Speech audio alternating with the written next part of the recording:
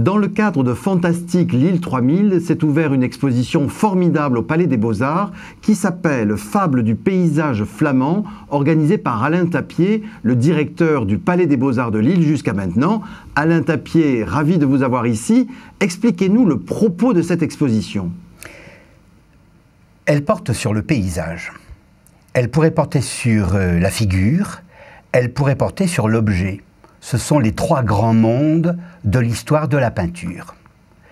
Le paysage, parce qu'il est au XVIe siècle le lieu du sens.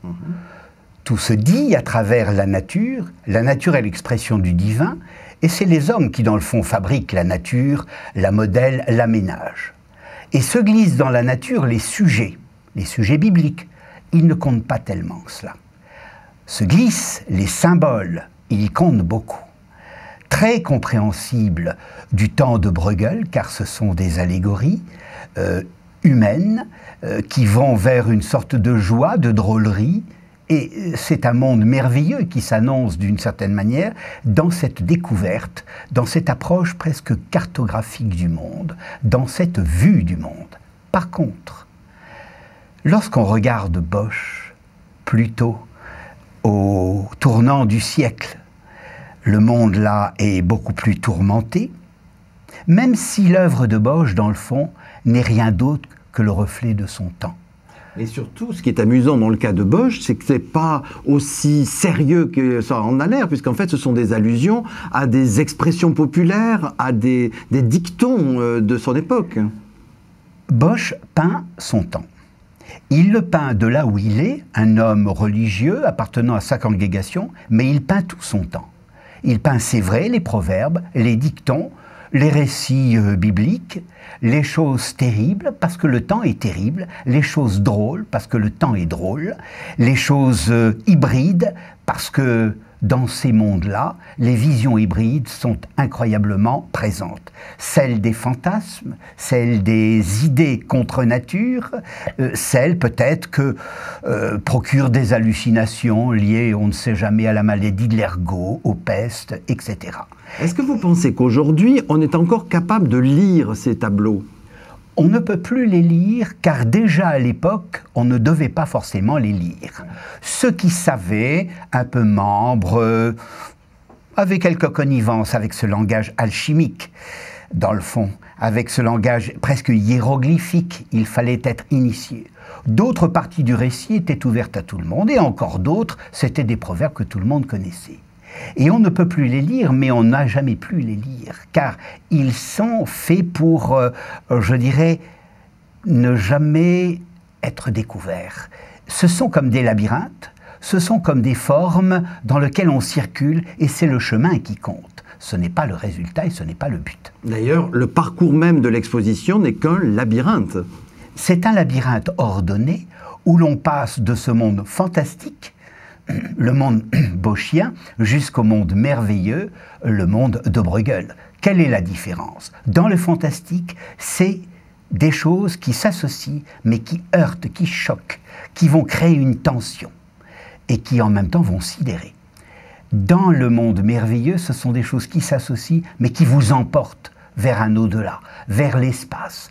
Dans le monde fantastique, vous avez de l'invisible, vous avez du secret que vous cherchez à percer. Dans le monde merveilleux, vous avez un sentiment d'au-delà. Vous êtes projeté vers l'au-delà. C'est la grande différence entre les débuts et la fin du siècle. Alors vous avez parlé de Bosch qui est très présent dans cette exposition et c'est formidable quand on sait la difficulté d'obtenir des tableaux de Jérôme Bosch.